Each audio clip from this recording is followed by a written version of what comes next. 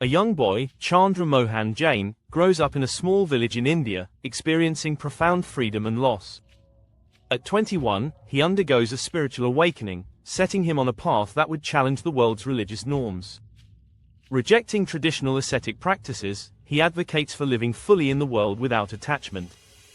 His progressive views on sexuality earn him the controversial title of the Sex Guru in India. In 1970, he begins initiating followers into his unique form of dynamic meditation. By 1974, he establishes an ashram in Pune, attracting a growing Western following.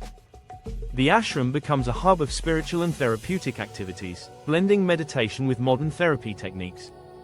Tensions with the Indian government lead to a $5 million back tax claim, stalling the ashram's development. In 1981, he relocates to the United States, establishing Rajneeshpuram in Oregon. The commune faces intense opposition from local residents and the state government, leading to numerous legal battles. In 1985, he accuses his personal secretary, Mahanand Sheela, of serious crimes, including a mass food poisoning attack. Sheela and her associates are convicted, and he is deported from the United States on immigration-related charges. After his deportation, 21 countries deny him entry, forcing him to travel extensively. He ultimately returns to India in 1986, reviving his ashram in Pune. His teachings continue to influence Western New Age thought, gaining popularity even after his death in 1990. Born into a Jain family, his early years are marked by freedom and a lack of imposed education. Profoundly affected by the deaths of his grandfather and childhood girlfriend, he becomes preoccupied with death. A gifted and rebellious student, he gains a reputation as a formidable debater. He becomes critical of traditional religion and explores various methods to expand consciousness. In 1951, he begins his studies in philosophy, eventually earning an M.A. with distinction.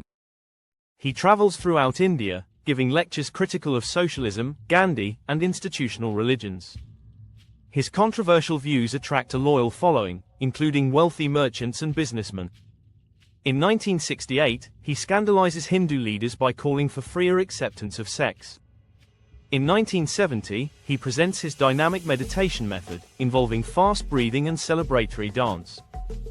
He adopts the title Bhagwan Sri Rajneesh in 1971, signaling a new phase in his work.